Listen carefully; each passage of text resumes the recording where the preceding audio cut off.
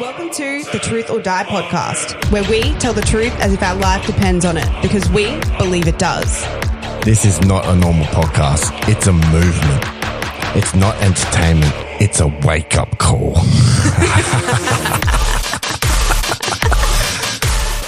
What's up, guys? Welcome to the Truth or Die podcast. I'm your host. My name is Robyn, and today we have Stacey. She's come along all the way from Adelaide.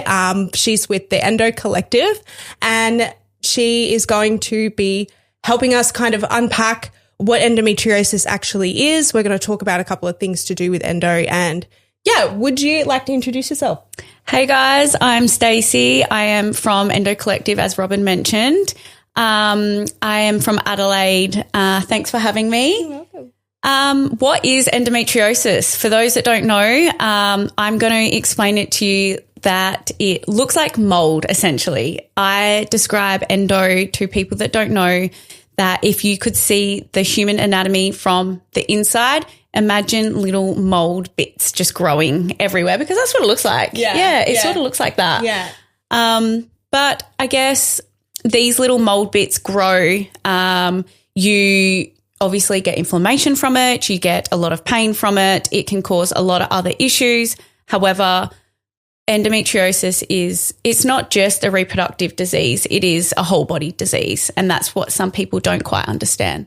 Yeah. And, a lot of these moldy lesions that you were talking about, like they affect your whole body by creating this scar tissue that glues your organs to your abdominal wall, your organs to each other, creating scar tissue going through the entire organ to the point where it needs to be like removed. I've heard some really, really horrific stories about some women who were living with 3-4 missing organs. They've got colonoscopy bags. They've got, I'm not sure what they're called, the wee bags. Do you know what they're called? Like the catheter bags? Yeah, and they don't have a urethra. They don't have a bowel anymore. And, it affects your entire body, and people end up actually having like most of their organs completely missing.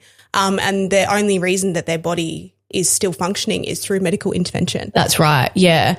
I do think that obviously touching base on where it affects your body, there's some girls out there that have, their bowels stuck to their abdominal wall. They've got it stuck to their ovaries, and that can essentially be cut out. That's a lot of, that can really disrupt somebody's mental health and everyday life. Like, you don't sit there and think, okay, this person's got endometriosis, but what about their bowel? What about, their ovaries? What about their heart, their lungs? We don't look at it as a broader picture, which I think some people need to start understanding. Yeah. There's this really huge common misconception, like you were saying, that it's a reproductive disease and it only affects your uterus and your ovaries. But, like we were saying, it literally can grow anywhere. There has been endometriosis lesions found on people's brains, in their heart chambers.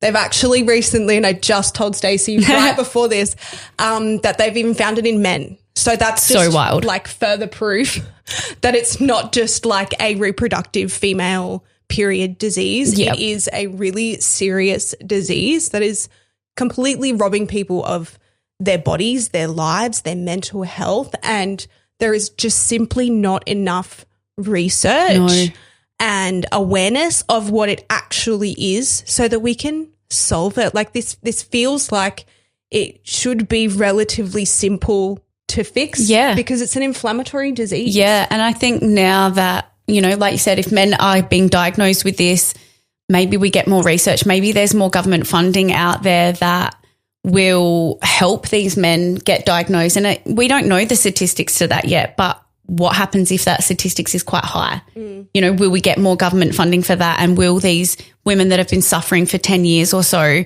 without a diagnosis, will they get the funding, and will they open up more theatres for these women and men now, essentially? Yeah, I've had some conversations recently with girls in my DMs, and There's one girl asking about how I got in so quickly because I've myself, I've been really lucky. I only really found out about mine just over a year ago.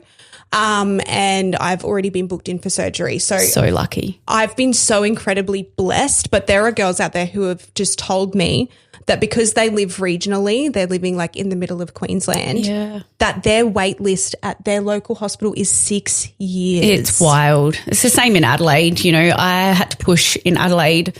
I was calling the gynecology clinic in the public hospital and just pushing and pushing and pushing. And I ended up getting through, and that was the day that I got my diagnosis, and that was 2021, I think it was. But there's just, you know, if there's women out there that don't fight for what they need, they're not going to get it. You know, there's a lot of women out there that, you know, live with a crippling disease that they can't work full time. They can't pay $6,000 to go get a surgery through a private doctor and get a diagnosis, or, you know, get a medical plan in place to support these women. It's just not good enough. Yeah. And, you know, it's not really even recognised as something that's that serious. Like, you call up your employer, most women, and they're just told, oh, you're just having a bad period, just have a couple of days off. But you could Who pays for that? Exactly. And you could be in debilitating pain for weeks, you know. Yeah. Some of my flare-ups have lasted months where I literally, like, I can't even stand up straight. Like, I'm at a right angle for weeks. Yeah. And then that hurts your back even more. Yeah. And it starts so many other problems as well with mental health. It does. Yeah. It really does. I feel like, you know, there's a lot of women out there that have mental health conditions pre-diagnosis, but it makes you wonder why. What's the study behind that? But a lot of these women that do suffer with this chronic illness end up with a mental health condition purely because A, they've been dismissed for so long, B, they're not heard either in the government, public hospitals, in their GPs, family, friends, you know, that sort of thing. People are always being dismissed, and that causes a lot of mental health trauma for a lot of people. Yeah. Like, I can't imagine what some women go through. Like I said, I've been really lucky, but I did have one instance, and only one, thank goodness, in the hospital, where I was in so much pain that I was just crying and carrying on. And this doctor came into me and essentially said, there isn't anything we can do for you. And I said, oh, wow. So I have to be, and I said to her, and I've said this on my last episode, talking about endo, but I looked her in the eyes and I said, so I basically have to be bleeding out and dying for you to care. Yeah, and basically. she looked me in the eyes and she went, yeah. Oh, wow. And that's the worst experience I've had, but I can't imagine, you know, what it's like to be fighting for your life like this for years and have experiences like that over and over and over again, and the impact that would have on your mental health. I'm still mad about that. Yeah, I this think day. Even for me, I was diagnosed, I think it was in 2021, but pre that I was pushed back and pushed back and pushed back because I have a bowel condition as well. And before getting my diagnosis for ulcerative colitis, that was always pushed back, which then pushed back my endo, and they were always saying, you know, you've just got IBS. It's just IBS. It's just a bad period. To later date, years later, find out I've got ulcerative colitis disease and endometriosis. So that self-doubt, all those years of not having that diagnosis, it's like, this can't be right.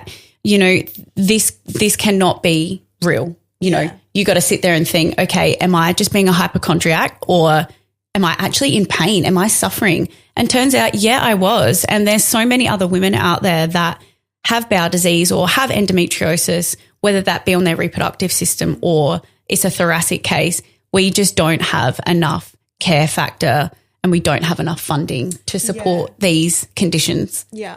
And I think as well, for women who have lived with it for a long time, you start to question if you actually are in pain. Yeah. Because your pain threshold is so far stretched that you could be at somebody else's pain 8. But when they ask you, what's your pain level, and you say 4, they don't take you seriously because your 4 is actually an 8. Oh, I agree. Yeah, absolutely. Yeah, totally. So you start to gaslight yourself into thinking, oh, well, actually my pain's not that bad. I feel like we only gaslight ourselves though because we have been medically gaslit for so long that we think in our brains, okay, maybe I'm just being stupid. Maybe this isn't what I actually have. And it's not until you do get that diagnosis that you sit there and think, okay, I'm not being silly. This is real. Yeah. When I do get those thoughts of like, am I actually in pain right now or am I just making it up? I do have to sit and meditate and focus on that area and really ask myself, what am I feeling in my body right now? Like, what am I actually feeling? Yeah. And what am I just thinking that I'm feeling? But then you got to sit there and map it all out, don't you? Like, okay, where am I feeling this? What am I feeling? Write it down so that when you see the doctor next, you say, this is what I was experiencing at this time and this pain level was, say, 10, you know. But in that moment when you go and see the doctor, it might not be that. But you need to be able to explain it. Yeah, yeah. And I feel like that's the case a lot of the time, especially when I was, you know, going up to ED to get extra pain relief. Yeah. Because Nurofen, Panadol and all these. That should fix you, right? Yeah. Like all these period pain drugs should be making me feel better, but they're not. They're not even touching the side. So I've gone up to ED. I'm finally there. So my body's like, oh, we're in a safe place and starts to not panic anymore. Yeah. The pain starts to go away and you're like, I'm so frustrated because when I was at home, I wanted to die. Yeah. Yeah. And now I feel kind of okay, you know? Yeah. And they think because you're not curled up in a ball, you know, with like appendix rupturing type pain that it's not valid. Yeah, it's funny you say that because before I got diagnosed, I actually went in with what they thought was an appendicitis and that they took my appendix out. Yeah. So I was in crippling pain and they were like, sounds like you're having appendicitis. We'll get you in for emergency surgery. Went in. They were like, you'll feel so much better in the next couple of weeks. I just got worse. And worse. Turns out I didn't really have an appendicitis, so I lost that for no reason. But I also mentioned to the doctors in that moment, please, can you look for endo while you're under, right? It's the same surgery. You're going in and you're looking in that same area. No, they did not go in and have a look where they could have saved me another surgery because later that year, I think it was almost a year later, I was diagnosed with endometriosis. Yeah. And having that first surgery, getting your appendix out, that probably would have disturbed it even further, created more scar tissue, more lesions and stuff too. Well, they have to go in through the same spot. So it's like you could have just got it out the first time. Yeah, so frustrating. So you've had the full laparoscopy, whole kit and caboodle. I've had the whole kit and caboodle a few times now. Yeah. For me, the keyhole surgery itself didn't really scare me. What scared me is having the surgeon tell me that there was nothing there. That's like a lot of self-doubt, right? Yeah. But of course, every surgery that I've come out of, I have had endometriosis. I had my third surgery I had for endo. They told me that I didn't have endo and that didn't sit right with me. So I then went and paid to see a private doctor and I did. I had it all over my pouch at Douglas. So I think the difference between medical care, whether it be public or private, you definitely get for what you pay for. Yeah. Yeah. Yeah. I was so lucky to get in through the public system. I tried to go private. So expensive. And the first initial appointment with my first gynae was like $450. And then they tried to get me to get an MRI and that was another $300. And I was like, I can't do this privately. No. Like, it's just not accessible for everyone. And it's really sad. Like I've sat with it for a while thinking to myself, you know, there needs to be endometriosis and adenomyosis specific care centres. I agree. Yeah. That are Medicare rebated because it's 1 in 7 women in Australia that have it. It's not like these places are going to be empty. They're going to be crawling with women 100%. Trying to get answers, and you'll have rebated Medicare help and very specific doctors that know what they're looking for. Yeah, it's funny you say that because there actually is clinics being put up just for like endo. However, Adelaide doesn't get any. Damn. Queensland has 3, I think, spread out. Perth has 4. Melbourne has 2. I think Sydney's got 1. I need to check the stats on that. But yeah, there was a news article on that, which is wicked because we don't have that. Whether there will be a rebate, who knows, probably not. Yeah. But I think going to a clinic that, you know, it specifies just for that, I think that should have been happening a long time ago. Yeah, a long time ago. And what was it that you were saying before that I said that? Because ADHD, guys. I go on little side quests sometimes, which actually brings me to the co-morbidities of endometriosis, because there are so many different conditions that you'll notice that people who have endometriosis also have a number of other things as well. Did you want to go through what, in your experience, are these comorbidities? Yep. So I was diagnosed with ADHD, I think 2 years ago, which made a lot of sense to me. And when was that? A while ago now, I was diagnosed with BPD. However, 2 different psychiatrists say 2 different things. So whether or not that's a diagnosis, I don't know. But living with ADHD and complex PTSD definitely play a part in chronic illness for sure. Yeah. Yeah. I have to 100% agree. Like I've also been formally diagnosed with BPD. I'm self-diagnosed ADHD because I've just sat and done so much research. I'm hypermobile. I haven't been formally diagnosed with Ehlers-Danlos, but I believe I've got it. Yeah. And it's all this connective tissue neuroplasticity type disorders that connect with endometriosis. And they're all like... It all links together. Yeah. And they do say a lot of mental health conditions do come from the gut. So if you don't have good gut health, your mental health is going to be down too, right? And I guess having endometriosis, or if you have any other chronic illness in your stomach area or reproductive system, there's bound to be another linked issue somewhere. Yeah, yeah. And, you know, I've also got suspected adenomyosis. Right. Like my uterus, they've said on scans, is 5 times larger than what it should be. That's wild. So when How does that feel for you? So when I'm walking around every day, like I'm used to it, but if I sit and like close my eyes and I meditate on it, it literally feels like I'm carrying a bowling ball. Oh. It's really quite painful. Like on my that I get a lot of pelvic girdle pain. Yeah, yep. My right hip I feel like is gonna dislocate. I've also got a 9 centimeter cyst on my right ovary, which is what I'm going in for surgery to get removed. I just realized I'm not wearing my headphones. Anyway. It's fine. That really distracted me. There you go. Everyone that's watching, it's 2 ADHD. Yeah. It's 2 brain cells really fighting for first place. Yeah, so living with the adenomyosis, and they can't actually even formally diagnose that in me until I get a hysterectomy. Yeah. So it's just like they're like, you know, you've got all of the key points for it, but we can't formally say, yes, you definitely have it until they send my uterus off to pathology. Yeah. Yeah. Which is really frustrating. Yeah. And look, there needs to be more, like, tell me that you don't need to have that done to go and get a diagnosis. I think that's absolutely wild. Yeah. Surely not. There has to be more. And I mean, that also gives me no option after I've finished having kids, obviously. Yeah. That gives me no option other than to force my body into menopause as well. Just to confirm that I wasn't crazy all these years. Nah, it's like weigh up your pros and cons with that, you know. You're still so young, you don't deserve to go through that. And it brings me to the poor girls that were a part of Simon Gordon's.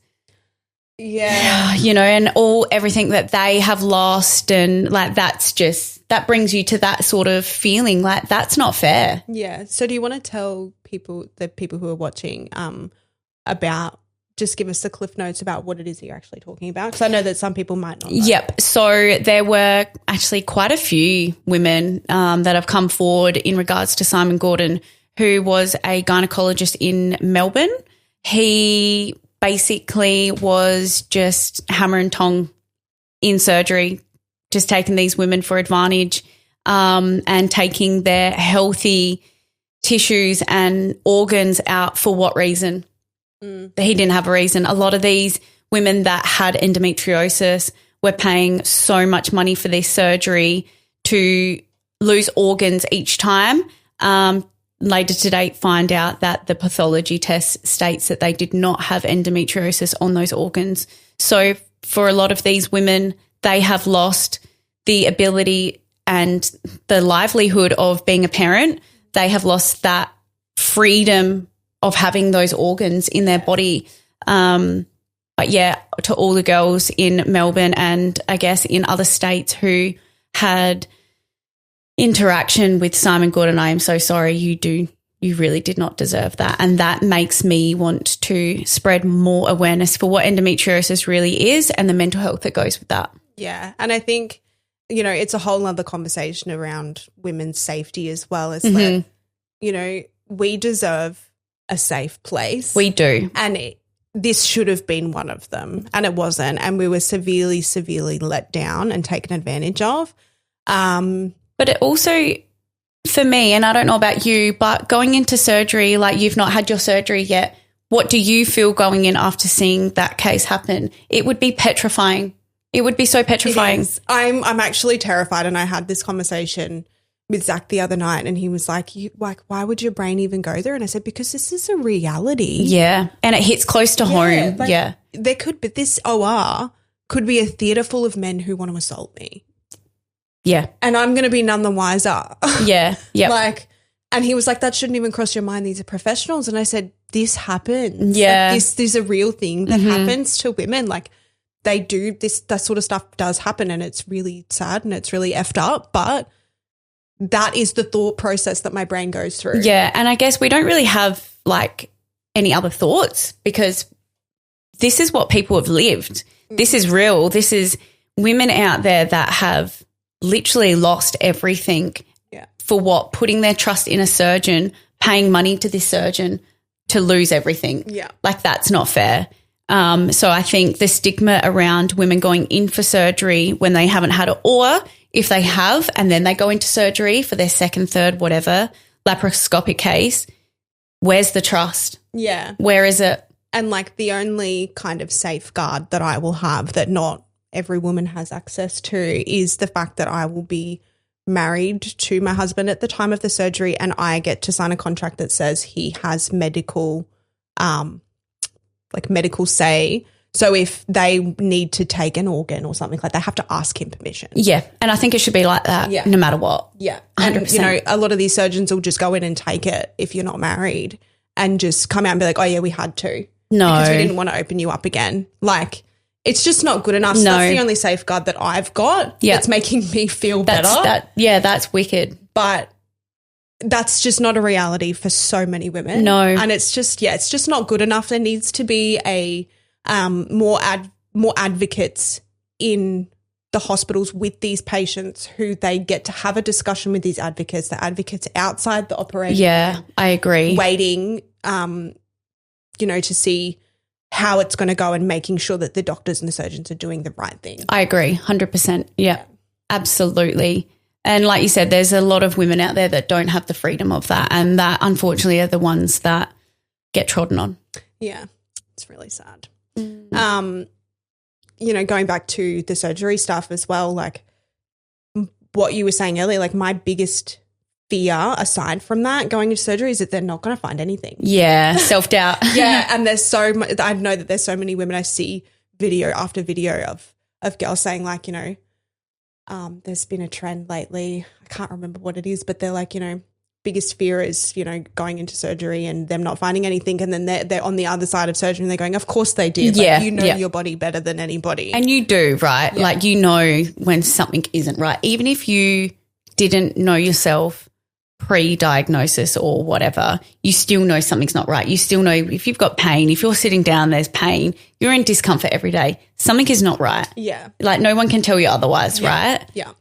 Like feeling like sitting down either through having your period or ovulation, having like razor blade pain. Oh, it's not right. It's not normal. Like that's not normal period pain. Like the cramping of like the contracting uterus, like that's probably the only semi-normal part. Oh, but yeah. that if you're feeling like you're being stabbed or burned alive from the inside, that's not normal. That's not normal. No, I think also the sitting down for me is like sitting on a knife. Not that I know what that feels like, but I feel like I do because that's pretty, it's pretty intense, Yeah, right? we talked about this earlier before we started recording. I call it lightning bite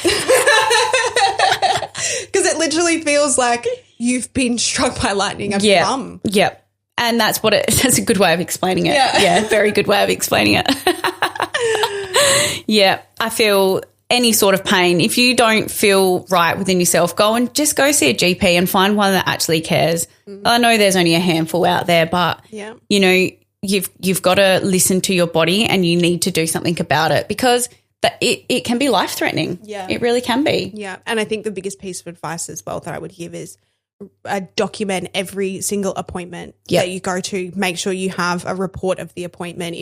If you're having so much pain to where you're throwing up or you can't walk, go to the emergency room, see someone, make them give you pain relief and get a report. Every single piece of paper and documentation that you have goes a long way. Absolutely. I only had like 5 or 6 pieces of paper, but I went into my gynae appointment at the hospital and I just shoved it in front of him and I said, here's my evidence, help me.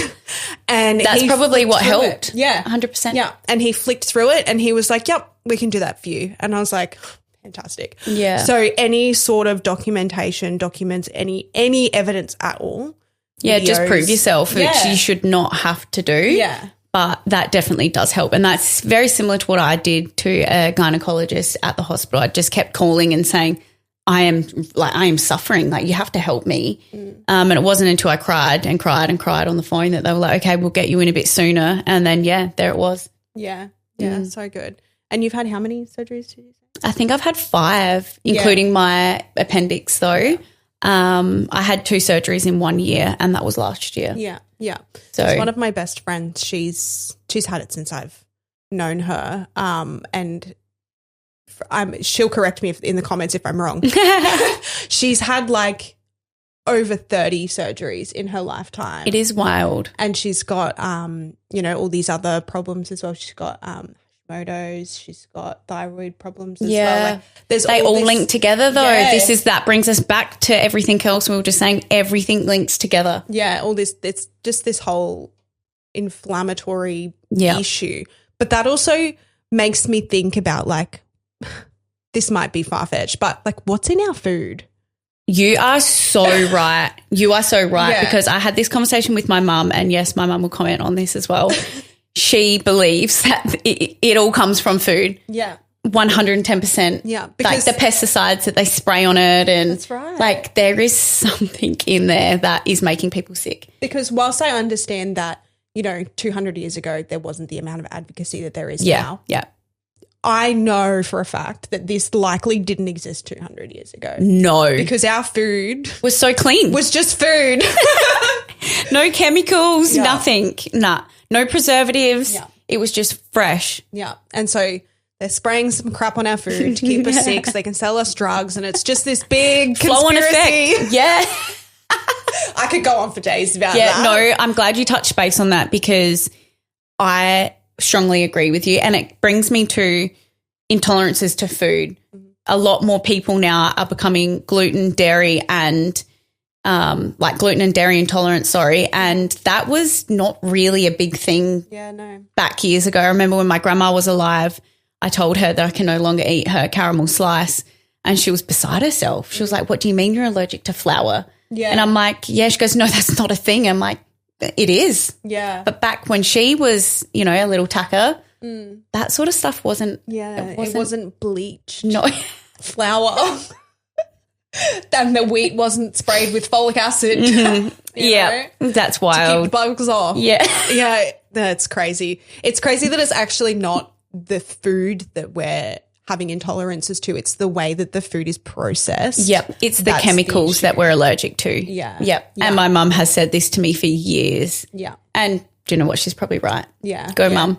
Yeah. My mum, I have this conversation with my mum every other week. I've done the whole anti-inflammatory diet thing. Yes. Yep. I try to stick to it as much as possible, but like in this economy, it's really hard. And I know that that's such a cliche excuse, but it is hard when you've got kids as well. Like it's so hard to stick to it because chicken nuggets. Yeah, my best friend, her daughter has she's dairy, she's allergic to dairy, not just intolerant, she's like pretty allergic to it. And it's like, how do you tell a young girl you can't eat that? It's just so hard. And I sit there and I look at her and I see myself in her. She's a beautiful girl. But how do you tell a young girl you cannot have that chocolate donut or, and then, she's then out of pocket more money because dairy-free chocolate donuts and all of it, the price just goes up. Yeah. And it pays off for the government to keep spraying our food because they can charge us more for the stuff that we can eat. It's just insane. It drives me up the wall. That's so true. Yeah. It's so true. Like they just keep feeding us bad stuff so that they can sell us the alternative. We just want clean chicken nuggets, that's all. Yeah. Like, is it that hard? I just want to live my chicken nugget life. But now that you've actually brought up kids as well, like the way that this affects mothers, I want to talk about because my 12-year-old, she's never really, because she's seen me from before and now. Mm-hmm. So she doesn't really understand what's wrong with me. And I've tried to sit down and explain it to her and she's like, but you were fine before. Yeah. You've been fine for a long time, so why now? And I don't have answers for her. Do you know what I mean? Yeah. Yeah. What has caused this? What's brought this on? What makes you so unwell now, but, a couple of years ago you were fine. It would be hard for her. Yeah, and like because I have her every second weekend, like we've had so many discussions on the phone where she's like, Mum, I don't want to come because you can't do anything. You're always sick, Aww. And it's not just having flare-ups. I'm also get sick more now as well. Like my immune system is just not the same as it was before. And it won't be. If anything, it's only going to get worse. Sorry, sis. That's okay. So, she's at an age now as well where she's coming to me sometimes in the middle of the night. She's like, Mum, I've got a really sore tummy. And I'm like, no, like, please no. And she's going through that age as well, isn't she? Yeah. And like I know that there's studies that say that it is genetic as well and that you can be a carrier of it. Right. Like my mum, she never had any issues, but I don't know if my nana did. It wasn't spoken about, but no one talked about periods. Yeah, that's in really the 50s, funny. You know what I mean? So even if I brought it up to my nana now, she likely probably has no idea what I'm talking about. Yeah. She's been in menopause for 30 years. Yeah. Yeah. So my mum actually had a hysterectomy, I think, when she was quite young. Or no, I was young when she had it. But yeah, she said that she had terrible, reproductive issues and that caused her to have a hysterectomy. So look, you're probably right. Yeah. Yeah. Yeah. So now I'm looking at both my daughters going, what have I done? And it's not your fault though, right? Like what could have you done to avoid that? Yeah. Nothing. Yeah, exactly. Otherwise you wouldn't have it. We would all be free. Yeah. And, it's just trying to have those discussions with her and educating her. And she's still kind of a bit too young to understand what it is that I'm actually talking about.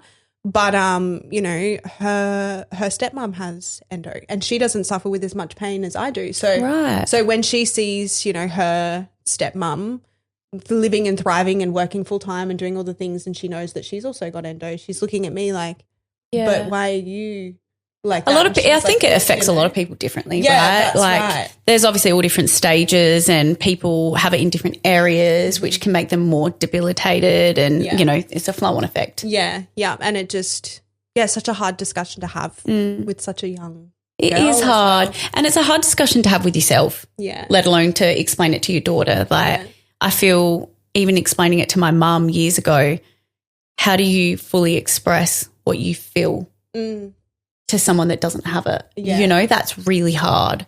Yeah. Really hard. Yeah, and explaining it to my family members as well, like because I've lived this whole life beforehand. Yep. I went 28 years without even realising that this was even a thing. And then I just got struck down by it one random Tuesday and it hasn't gotten any better since. It's crazy. Having to explain that to your other female family members because everyone in my family is girls. Yeah. And they're like, but you didn't suffer with it before. And it's like, well, that doesn't really matter. No. And it's, it can be a really it can be a really difficult conversation to have. Uncomfortable. Yeah. Because they're like, well, why should we believe you? Yeah. Do you know what I mean? And it's like, I'm not faking. You know? And I think that's the stigma around it, right? Like people don't actually fully understand. It's like trying to explain it to your partner. That's quite hard in itself, let alone to females that actually have periods and do go down that path. Like a whole nother ballgame. And that's a conversation that we've had as well, where they're like, oh, well, you know, we have bad periods too. And I'm like, it's not just when I have my period. It's all the time. Yeah, it is every single day. Yeah. It's not just the cycle. It's the whole cycle. It's every phase. Yeah. There's something different every phase. Yeah, that's right. And I guess there's a lot of women out there that have, you know, different symptoms, different phases, etc. But I find mine a lot worse the week before my period. Ovulation. I have like a love-hate relationship with ovulation. Yeah, me too. Because we've been It can be the best time of your life, but it can be the worst. Yeah, like we've been trying for a baby for like a year now. And I'm like, I'm in so much pain during ovulation, but I'm like, and that's like put one in me, please. So this can be over for a little while, you know? Because I've heard but from so many of my doctors that, you know, if you can get pregnant and stay pregnant, like the symptoms will ease up for a while. And I'm like, great, knock me up. I need to get there. Like, get me there. Yeah, and that's another thing that, you know, we should touch base on is infertility around endometriosis and any sort of chronic illness. The likelihood of falling pregnant, it can be like 50-50. It doesn't mean that you can't fall pregnant, but it's being able to carry a baby. Yeah, that's right. That can be very difficult for a lot of people. And I speak from myself. I have tried many times to have a baby, but living with 2 chronic illnesses that are inflammatory diseases, like it's just so hard. Yeah. Like it's so hard and it's difficult for people to understand, but also men. You know, like how do you explain that, you know, that you're inflamed and it doesn't matter how much work you can put into yourself, it can still fail. Yeah, yeah. And I think as well it's important for people to remember that just because you already have kids, it doesn't mean that you're not going to experience secondary infertility from developing it after you've had kids. 100%. Yeah. Yep. There's a lot of women out there that I can like vouch for that have this issue. Yeah. Like that's what I'm kind of currently dealing with is my family used to joke that I would get pregnant off the smell of an oily rag because I literally could, like it was not hard for me to get pregnant before. Yeah. And now like we're struggling so much and I'm like, I wasn't even trying before. Yep. But why though? Yeah. Yeah. It's all the inflammation that's in my body now that wasn't there before. And like what you were saying before as well, like about having like CPTSD and like all like this trauma and stuff like that from that also creates the inflamed environment. And I came from all of that in my early 20s. Yeah, so right. Kind of that makes sense. That in my early 30s, I'm now paying the price for that, unfortunately. Yeah, and if we don't deal with our mental health in a way that is going to be successful, it's going to come out in other ways, right? Like it's going to come out in our body. It's going to inflame us, like you said. It can change behaviours. It can change so much in our bodies, and I don't think there's enough research for that either. Yeah. Yeah, trauma definitely is. It's stored in our cells. It is. Yeah. And I guess living with trauma that's not dealt with can lead to so many different other issues, right? Like Yeah. And I think you know, with the fertility side of it as well, like all the trauma that I went through, like leading up to when I realized, oh, I think I might be having like fertility issues. Like I had a miscarriage. Yeah. And that's when I found the cyst that turned out to be an endometrioma that led to be, hey, we think you've got endometriosis. Okay, let's. Isn't that crazy? Yeah. It's like something happens for a reason. Like how would have you known that you had that if, you know, you didn't have a miscarriage and they didn't investigate that?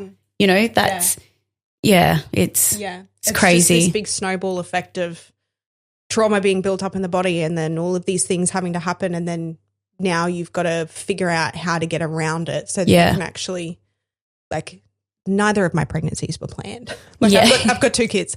And now that like I really want one and I'm with a great guy, it's like really hard. It is, and I'm like, oh, like this, it's annoying, you know? I totally hear you. Yeah, I've had 6 miscarriages and it's like led me to the point like, can I go through that again? I don't know if I can. Like there's a part of me where you go all in and you just keep trying and keep trying. But where does that sit with mental health? Where does that sit with just having so much inflammation in my body to lose and then try again and lose and try again? And, you know, it's that flow-on effect of mental health and the inflammatory and just everything a part of it. Like it's so hard to know that I can, or so hard to know that I will succeed one day. You know, when you've been beaten down for so long and I don't know. It's hard. Yeah. And I've heard fertility's hard. That like when you do go down the avenue of like getting like medical intervention to help actually like hold pregnancies and stuff like that, even those like medications and stuff like that, they can then affect everything after the fact. And it's just like this, there's no real like foolproof what's the word I'm looking for? Like way to make it happen. Yeah. Do you know what I mean? Yeah. I think going down IVF, the success rate's 50-50. So you can go through this trauma and have all these injections and get medical help and whatever.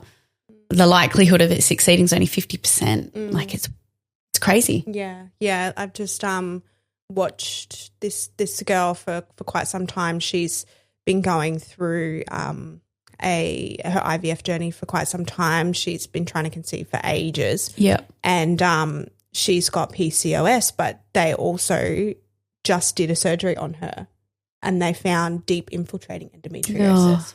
So this like that should have been something that the doctors suggested before IVF, in my opinion. Yeah. Because you need to know that the environment's healthy enough to put a baby in there. Yeah. Like, so she's been on this IVF journey for years.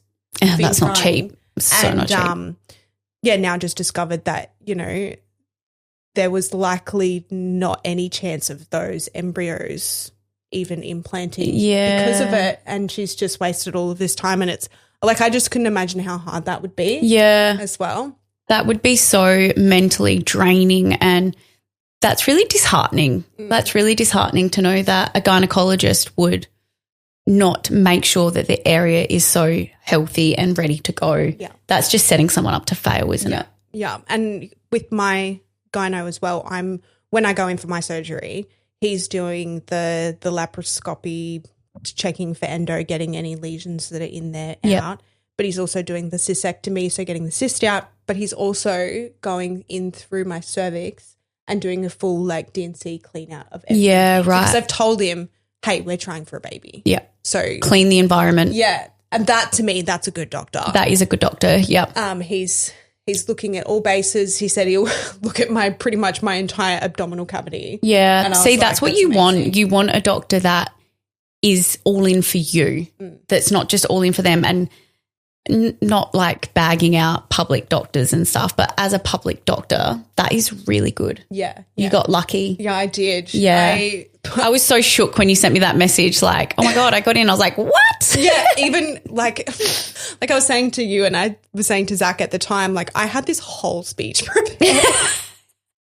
And I was like prepared to fight for my like surgery, and like I was going to plant myself in the chair and be like, I'm not leaving this chair until you agree to it. And he just agreed straight away. And I was like, oh, wow. Yeah. Okay. That's so good. Wow, I'm actually really, and it took me a few days to process it because I also felt guilty. Yeah. Because I'm so new to it, and I know women who are friends of mine who still haven't had their first surgery. Yeah. And they've been fighting for years, and I just waltz in and I get it straight away. Like I got so much guilt, and I was like, you shouldn't though. Yeah. You know, you got lucky, and you got lucky for a reason, right? I'm a big believer in things happen for a reason, and that might be because you're trying for a baby, and that means that it might happen sooner than you expect. But you also went in with a lot of evidence. Yeah. You went in with an open mind, a lot of evidence, ready to pounce. Yeah.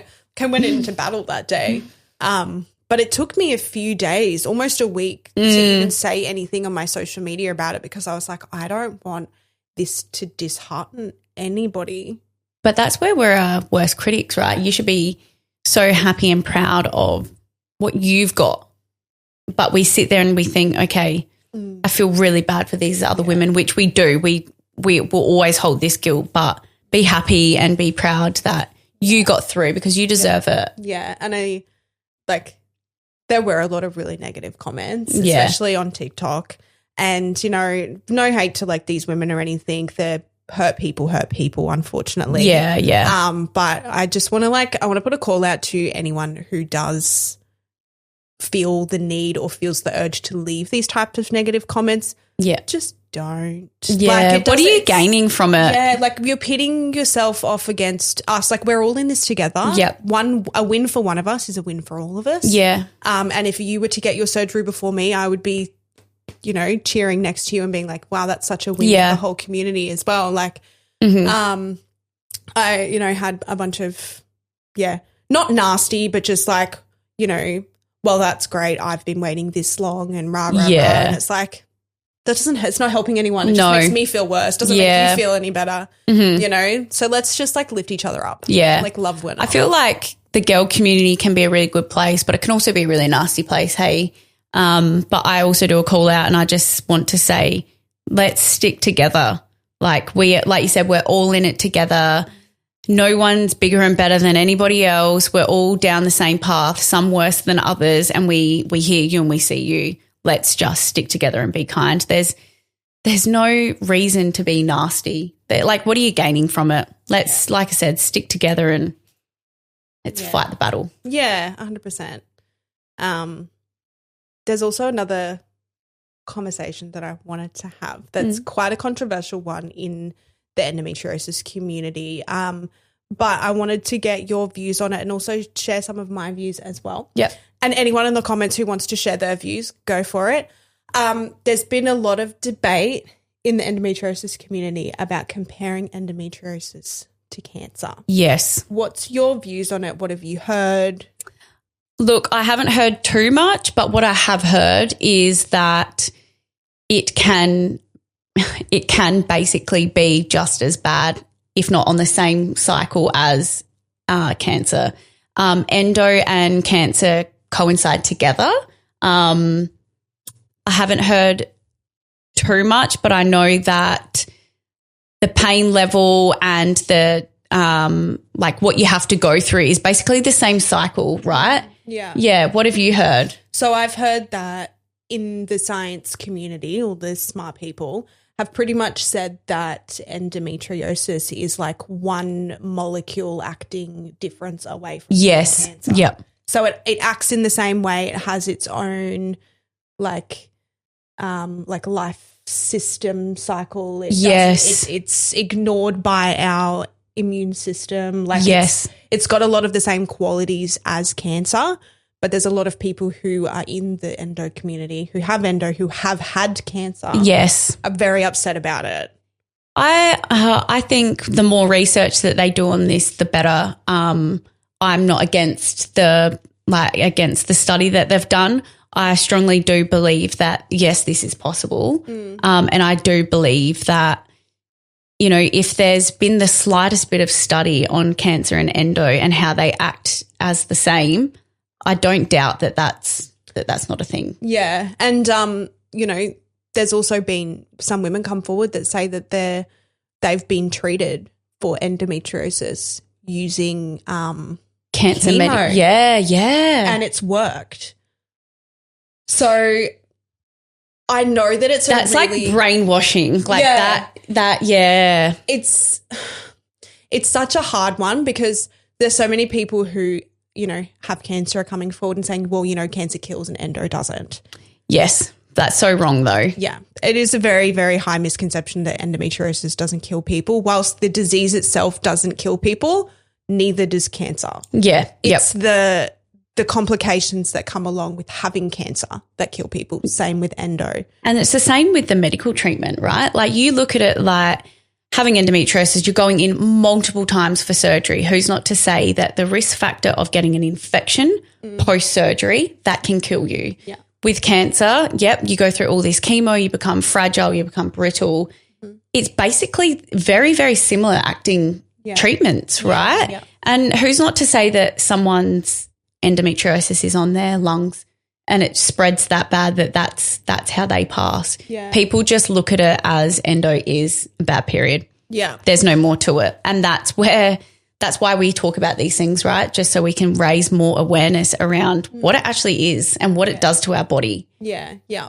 And like I think I mentioned it earlier as well, like there are people who have had endometriosis on their brain, in their heart. It's crazy. Like it can really go anywhere, same as cancer. Yeah. Like, we may not get it in our blood, but that's probably the only one that I can think of. Yeah, and we don't have these studies either. So there could be people out there that have had it in areas that we've never heard of before because it's not common or there's no research for it. Like that just all boils down to government funding again. Yeah, yeah. And, you know, I read a study the other week that said that, you know, there's been endometriosis cells discovered on people's skin. It's crazy. Like on the outside of their body. And that's had me like looking at my and I've got like these little cherry dots everywhere and I'm like, what are these? Yeah. Is this endometriosis? Where did they come from? And it's mostly like on my stomach as yeah, well. Right. So it's like, if it's not being treated from the inside out, the only other way it can come out is through your skin. Yeah. It's the same with any sort of condition, right? You can have internal inflammatory issues and have psoriasis. And I know that because I have that. Mm-hmm. So if you can't get rid of it internally, it's only going to come out one way or another, isn't it? Yeah, yeah. So, yeah, I'd really love to hear everybody else's opinions, thoughts, questions, studies, if you've got evidence of any studies, you know, comparing endo to cancer. I'd really love to hear about it because I think whilst we can't technically classify endo as a cancer, I think that comparing the two, it helps people take endo a little bit more seriously. Yeah, I agree. Because if they say, hey, you know, endo's as bad as cancer, people might actually want to pour money into the research. Yep. Because there's so much research on cancer, which is fantastic. It's amazing. Yeah. But I think if we're able to put them side by side and say, look, both conditions are really, really bad, but they're not exactly the same, but they're just as bad as each other. Yep. People might start taking endometriosis more seriously. I reckon you're right. And I think alongside that, with endometriosis being in men, I think that will skyrocket.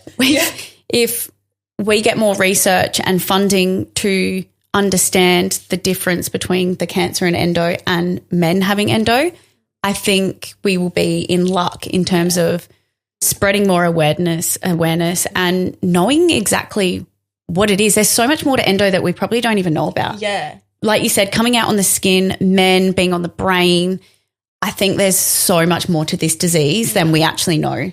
Yeah, and I think as well, like the fact that there is so much research on cancer is a blessing in a way because it operates the same as endo. They can start to compare notes and be like, okay, so this cancer does this. How does endo respond to this? Yeah. And we might actually have some proper treatments other than cutting each other open. Yeah, or being on some heavy drugs. Yeah, like some less invasive treatment plans for people because, you know, for a lot of people, having excision surgery is not a cure. No. It's a treatment. Sometimes having excision surgery can make it grow more and more rapidly. And you're at more and more risk of infection and more drugs. And I actually know I know a couple people actually that are on some like heavy medical drugs just for endo. And it's like, where's the quality of life in that? There's none, you know? Yeah, it's awful. And it's awful to watch these women have to go down this path at such a young age. It's, like I said before, there has to be more. Absolutely. Yeah. And that's a whole other discussion as well, the substance abuse that can come from it because of the low mental health and self-esteem. Like a lot of women that I've come across in the like the sobriety space, they fell into addiction from having endometriosis and being put on opioids, and it just spiraled from there. Like, and opioids are so addictive. Yeah. And that's one of my biggest fears here because I already have addiction issues. Yes. Yeah. So when they gave me the opioids at the hospital, I said, give me 5 and that's it. I don't need any more. Because I knew that if I only had 5, I'd only have it when I really needed it. Yeah. But if I had an endless supply, I would have just popped it like candy. Yeah. Yeah. And see, that's the reality. Like, I totally hear you there. That's the reality of, I need this drug to feel better, but I also need this drug to numb everything. Yeah. And that's where not everybody, but a lot of people fall into active addiction. Yeah. And then how do you come out of that addiction when you're in pain. Yeah. Like you're in pain mentally, but then you're also in pain internally. You know, that's a really good topic to touch on is, addiction around, you know, having a chronic illness and not having a cure other than drugs and surgery. Yeah. And, you know, there's so many like snowballs of that as well is when you are going into, you know, ED and you are in pain and you're asking for pain relief, you can then be branded by the system as drug seeking, and it just becomes this whole toxic cycle of everyone pointing fingers at you trying not to become an addict, and it's just like and then it also makes it hard for the nurses as well, right? Like they flag you as, you know, wanting these drugs, but how do you explain to them that you're just in so much pain and you need it? You know, it's a toxic cycle regardless what avenue you go down. Wanting surgery, wanting the drugs to feel better. You're never going to win, are you? I've had to when I've like gone into my local hospital, I've had to say to them, don't offer me fentanyl. Because that was the first thing that they offered me, and I was like, don't offer me that. Because I know if I have it once, you want it all the time. That's what I'm going to come in asking for. I said, this is the most of what I want to be offered if I come in here. Please don't offer me anything else. Yeah, right. That's hefty because, I had to put my foot down and set the boundary myself because. That's good of you. That is so good. Yeah, like some hospitals do just hand it out like candy, and it's. And that's where people find it on the streets, and that's where. That's when you fall down a spiral. Yeah. And you know what? Is it that person's fault? No. Because they've been dismissed and unheard for so long. They're hurting mentally and internally. What do they have? What avenues can we have as a community to look after each other than drugs and surgery? Yeah. And I feel like a lot of these emergency departments, like they're not equipped or have enough education around stuff like endometriosis. Like obviously it's an emergency department. It's meant to be for like bleeding out emergencies, and that's not necessarily what we're in there for, but we can't wait either. So I feel like there needs to be definitely more education in the ED department. I agree. I actually follow a girl on Instagram who admitted herself to ED. I'm sure you'll comment on this. She was in crippling pain, and her triage nurse actually said, "What is endometriosis?" And I remember commenting on a video saying, oh my word, like, what do you mean? Like she was the team leader of triage. Like it was just. Yeah. I saw something that I can't remember where I saw it, but it was that more people in general, not just women, everybody, present to the emergency department with pain from endometriosis than they do appendicitis. Yep. And everybody knows what appendicitis is. Yeah. So why is endometriosis not a part of it's that? It's so frowned upon, I feel. Yeah. Like I feel like when you walk in to any clinic and say, you know, I'm having an endo flare up or whatever. You get the eye roll. You get the take a seat. Yeah. Like this drama queen or But really there's a lot of women out there that have crippling endo and a lot of other obviously internal issues, and they've just been treated like they're nothing. Yeah. You know, it's so unfair. Yeah. And like I have like, you know, memories of sitting in the ED, just sitting in the waiting room, waiting to be seen by a doctor. I've already been triaged. I've got a heat pack, and Zach's sitting there next to me trying to make me laugh, trying to cheer me up because I'm so depressed that I'm in there, and I'm giggling because he's funny. And, you know, I get side eyes from the nurses that are doing everyone's obs like, oh, you're not that bad. And you see that they go back, they whisper to the people behind the screen. I've been there. They point at you and you're like, I've just been bumped down the list. I'm going to be here for like 11 hours. Yeah, I hear you. My partner's exactly the same. If he doesn't have food, he's always talking about food. And it just makes me laugh because, you know, for these men, they're sitting in there with us, you know, they don't really have any way to help us at all other than just be our moral support. But, yeah, a similar sort of situation happened to me is I just want to go get crackers and cheese from the vending machine. I'm like, just, you know, that alone just makes me laugh. Like, go and get it and just come back. But, yeah, you get the side eye, you get the looks, you think, oh, yeah, it's just another endo girl, you know. Yeah. And even like just going outside to get some fresh air. Like you have to be in crippling pain, sitting in the chair, not moving, crying. Yeah. Like I'm suffocating in here. There's about 50 people around me who are coughing and spluttering. I'm not actually sick. I just need some fresh air. Yeah. I just need to breathe something that isn't somebody else's illness. Yeah, but having a weakened immune system, we don't want to be around that. Yeah. Like we're already internally unwell, and it is an invisible illness, unfortunately. So just because someone's in there and they present okay does not mean that they are okay. Yes. And a lot of people need to understand that. Yeah. And I think another really important thing to remember as well is that just because somebody doesn't look like they're in pain doesn't mean they're not. Like a lot of my most painful days in the middle of a flare-up has been Zach dragging me out of the house, sitting me in a restaurant in front of a pretty view just so I'm not home depressed. Yeah. And I'm sitting there like just holding it together. You can't tell from the outside that I feel like I'm dying. Yeah. But I'm out, you know. But that shouldn't mean that, you know, you don't need to look like you're dying. You don't need to be dressed like you've just come off the street or, you know, they're so. But you get the comments like, oh, I thought you were having a flare-up. Why are you out to lunch? And it's like. Or how are you at work? Okay, well, who's going to pay for my medical bills? Exactly.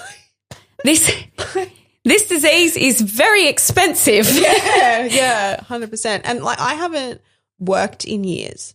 Yeah. Because I know like I've wanted to go and get a job, but I know that it's just not something that I would be able to keep up with. It's not sustainable. Yeah. That's right. It's really hard. I am very lucky to have obviously my support work business. But my clients that I have, a shout out to each and every one of you. You're all amazing. Like you're so incredible and they understand me. And I think if you have any job, do not settle for anything less other than having people understand you for who you are and what you go through. Yeah. That is so important because if I didn't have my little community of clients at work, I wouldn't be here. Yeah. Like I would not be able to function. I wouldn't be able to sustain, you know, everyday life, living, mortgage, food, bills, you know, anything. Yeah. And like I've had to build, I've not had to, I've had the privilege of being able to build like an online community and have finding work doing UGC, and I've got clients in my feminine reset program as well that I help, and that's all from home. And I've had to build this environment and this ecosystem that supports my lifestyle. Yeah, but I can't go and stand at I can't even go stand in a cash register and scan groceries. Yeah, no. You know, it's just too much. Mm-hmm. Yeah, but you didn't just build that. You put time, you put effort, you structured that business, and that's the area that you have expertise in. So that's where you're going to grow. Yeah. It's been so good. But I feel really bad for women who are working, full-time. Laborious jobs full-time, childcare, teaching, grocery stores, heavy lifting, construction, and they've got endo and they're out there hustling in the trenches. Yeah. I just couldn't imagine standing on a job site and having a flare-up and not being able to go home because none of the men understand what you're going through. Yeah, or just even having a normal toilet. Yeah. Yes. Like, hello, women need the toilet. Yeah. Like hats off to you if you're in this position. And I'd love to hear from you in the comments about what you do for work and all that sort of stuff as well. And also how you navigate, because there's a lot of women out there that do a lot of construction work, right? So we would love to hear about how you navigate, even if it's just a normal period that you think is normal, versus if you are a tradie out there that has endo or any sort of, inflammatory disease. Let us know. It'd be really interesting to know. Yeah.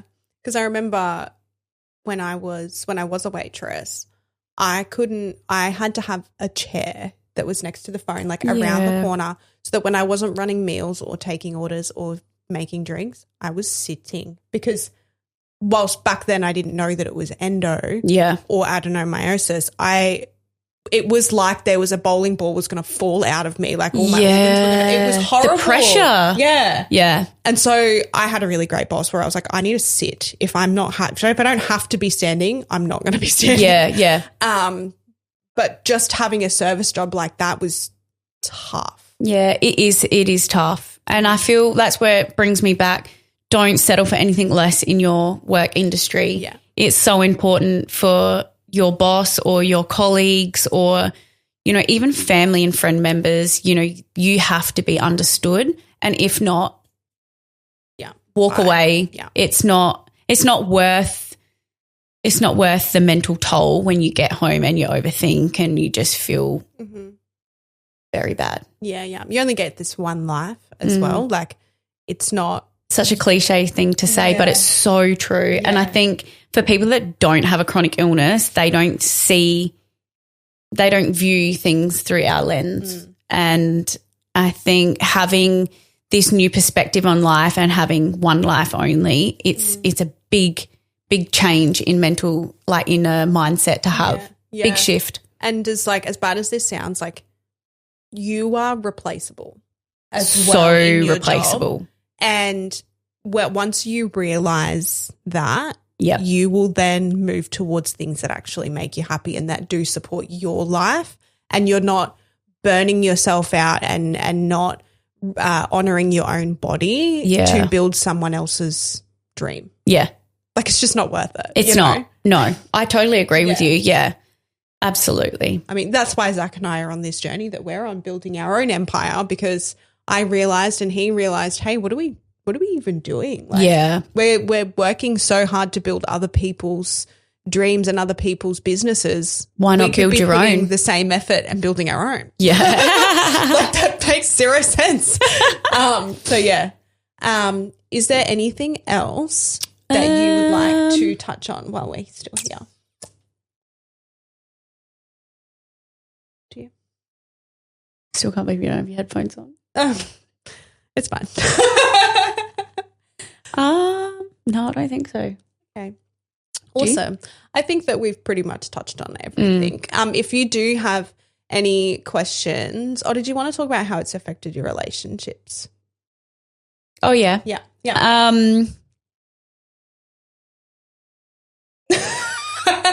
So how do you feel endo has affected not just your romantic relationships but friendships as well?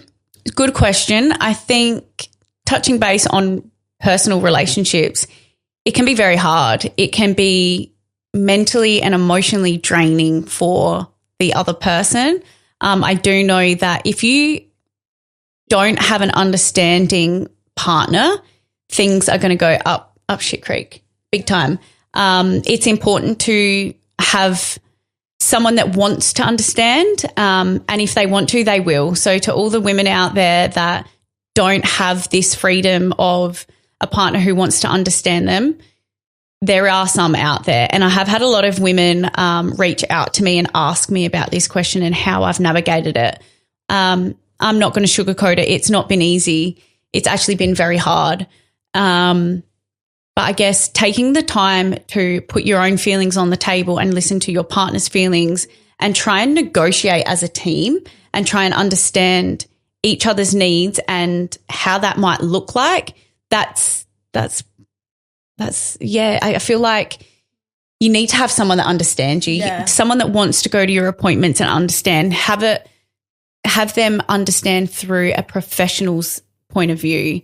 It can really bring you down. Obviously, endometriosis being an inflammatory disease, things hurt there. You have a lot of self-doubt within yourself, your body image, the way you feel, the way you look, all those factors, emotions, it can really take a toll on you. Yeah. I think the bottom line with relationships is there needs to be a lot of open, brutal honesty and open communication. I agree. Yeah. Like, I would rather know what is going through my partner's head.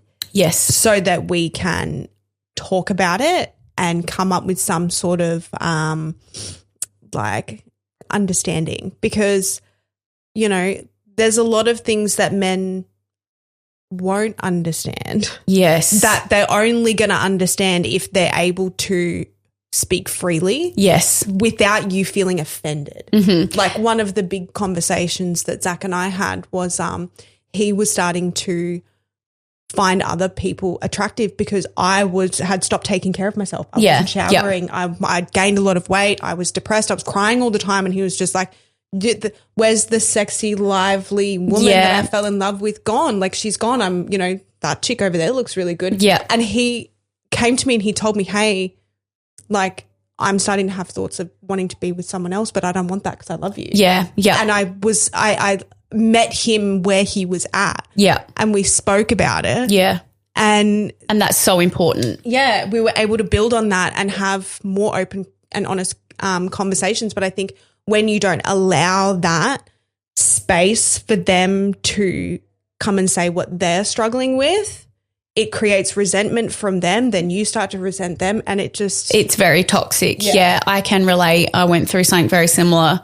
But I think having the male open up about how they feel and creating that safe space for them to be able to open up and speak about their feelings is just as important as it is for us women to explain to them how we're feeling. Yeah.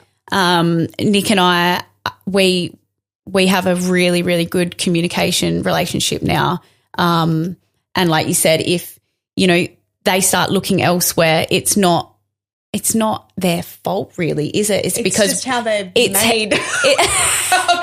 It's not their fault and males will be males, but I think open communication, brutal honesty, and understanding why we might not look the prettiest at times when we're going through flare-ups. And this is going to be controversial. I know people are going to be like, no, if he loved you, he wouldn't do it. It's not like that. I don't agree with that. But yeah, having open communication, like you said, very important. I'm very lucky that Nick has become a very understanding, open-minded,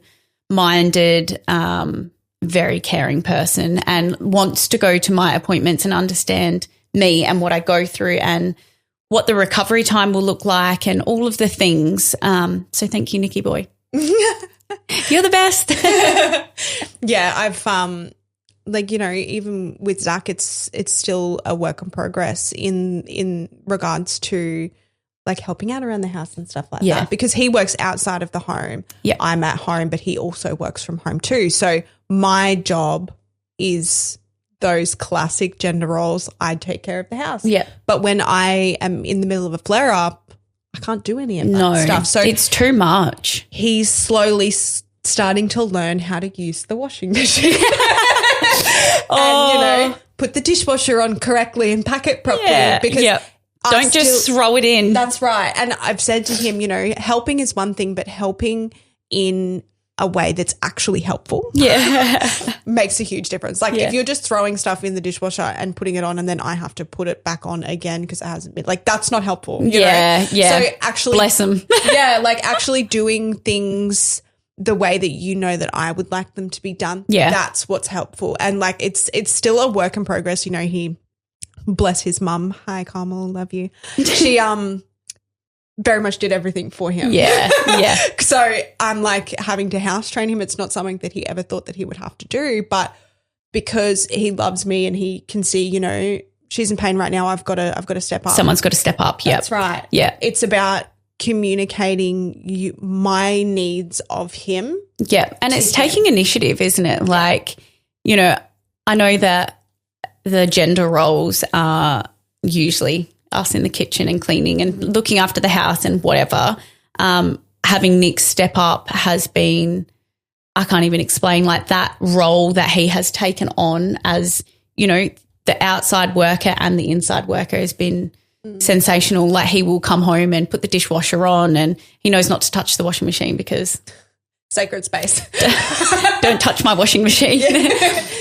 Since he turned my whites red, that was game over. But bless him. Thank you. Bless him. But yes, no, he is an angel. He has definitely stepped up since we got back together and he's just, amazing. Yeah. Yeah. So good. And what would you tell anyone who is struggling with their partner to understand? What would you say to them? I would say the best advice I could give is, like we mentioned, be raw. Be as raw needs. Be honest, be brutal, make time for each other. Making time for each other is a huge thing. Yeah. It doesn't mean that you have to go on a very expensive date, but taking the time to have a date night at home, phones down, speak about how you feel. If things are starting to feel like a little bit like resentment, talk about it. Don't hold back. Talk about it. Talking about anything can be very confronting, and you might think, oh, my God, they're going to get so mad at me, or, you know, this is just going to cause a fight. No, it won't. You need to open up and talk about it. But, yeah, I think that's the best advice I can really give. Yeah, it's better to have open and honest conversations than to allow it to fester. The more you let it fester, you both know that there's something wrong, so you may as well talk about it. Yeah, and if you don't, you're just asking for a breakup anyway. So, and look, don't get me wrong, it would be very, very hard for men to understand us, even at the best of times. But having someone that is willing to, go for it. Yeah, and I really liked what you said about, you know, having date nights and stuff like that. I feel like having that intentional space for you to come together, because when you're in a flare-up, things can feel really chaotic and all over the place. Having that intentional time of, hey, all of the chaos can just wait. Yeah. Let's just stop and remember why we love each other. Yeah. That helps so much. Zach and I do that. We sit and we watch this biblical show together, and that's like our way of being intentional and spending time together. And it really, really helps, especially in those times. Hard times. Like when you're in the trenches and he's working outside the home and he's got client calls, and you know, I have to sometimes be like, hey, like, you've been really there for me in like out here today, but I need you here right now. And he'll go, okay. And he'll create intentional time. Oh, and so cute. You know, if you're in a relationship where they're not budging and they're not willing to come to the table and they're not willing to do anything, they're expecting you to do all of the work, it's better to just let it go. Like, I know that that's really hard. But you're going to be happier and less stressed and less inflamed because hello, cortisol levels. Yes. Being single. Yeah. And I know that having a chronic illness and being single is hard, but it's harder to maintain a relationship that's not being maintained. Yes, exactly. Yeah. It's harder to be stressed in a relationship and have a chronic illness than to be single and have a chronic illness. Yeah. And I think men that want to step up will step up. And if they hear you, they hear you. I totally agree with you. And the reason why I say date nights at home is because of those flare-ups, right? You can't always leave the house and you can't always look pretty or feel pretty or whatever, but there's nothing like a movie night at home, get some snacks and just curl up on the couch. Yeah. But that's just as meaningful as dressing up and going out for dinner in my eyes. Yeah, yeah. Like if you've got a big enough bathtub, get some Epsom salts in there and jump in together. Yeah. Like you'll be good. Yeah. And helping them understand as much as they can. I send Zach a lot of reels. Yeah. Like a lot. Yeah. And any studies that I see, I send to him, and, you know, it helps him understand as well. But like I said, that your partner has to be willing to come to the table as well. Yeah. And it's a two-way street. Yeah. A big shout out to Nick also, because I ran my first market the other week, and he was there with me the whole time, like trying to help me raise awareness for endo and mental health, and he's now sending me all these places where we potentially could apply for markets. Oh, bless him. So like I said, if they want to, they will. Don't settle for anything less. Mm-hmm. And before we jump off, did you want to actually tell everybody what Endo Collective is? Oh, yes. So I have created Endo Collective business obviously due to my endo and my mental health conditions that I went through majority of my life. So for me, creating Endo Collective and mental health means a lot to me personally, but I want to raise awareness for both conditions. And I guess jumping on this podcast is going to speak a lot of volume because people back home in Adelaide know that this scares me. I love that. So on the Endo Collective website, what is it that you have on there? So if you head to my Instagram, which will be tagged to this video, you will see in my bio that I've got a link tree. You can go to my website, read a little bit more about me, and you'll be able to see what products I have created. They are just my first lot of products. I actually have my own book on its way. Really? Yeah. That's so exciting. So I did create a book. Well, I made like a magazine version, but I was like, no, this needs to be better. I need to go all in. Mm-hmm. So I actually have something very exciting coming, which you'll be able to purchase online also. And yeah, I'm very excited. Yay. And just this is a beautiful cup drink bottle that she brought me. This is one of the items that you can purchase. Comes in lots of different colours, and you've got heated blankets. So I've got these cups come in 4 different colours. Mm-hmm. I have duffel bags. Mm-hmm. I will also share them to my page. You'll see them anyway. They come in 4 different colours. Duffel bag. The reason behind the drink bottle is I hate drinking hospital water. Emotional support. I'm very funny when it comes to water, so my filtered water goes in there. Mm-hmm. Duffel bag for anyone that ends up in mental institutions or psychiatry that they really need help with, or chronic illness where they go into surgery and have to stay overnight. Otherwise, very good for an overnight bag. You can fit quite a lot in it. And the other one is a silk set. So it's a cute little box. It has an sleep mask, a pillowcase and a scrunchie and a headband. Yes. I got cramp. That's okay. Yeah. So they also come in 4 different colours as well. Just small little designs that I have found that would work well for me going into hospital. Pillowcase, I hate hospital pillows. They come with purpose. So that was why I created those. And my book that is coming, I have created, people get a bit more of an understanding about who I am, where I've come from, and how I've navigated life through complex mental health conditions and chronic illness. Yeah. So good. So yeah, go check out Endo Collective, make an order.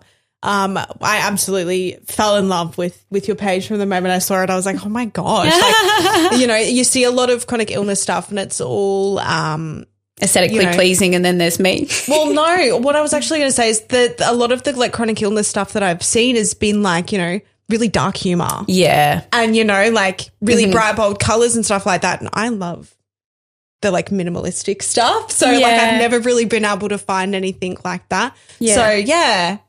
Thank you so much for having me. Thank you to everyone that is watching. I am very, very grateful to be here with you today. Yeah.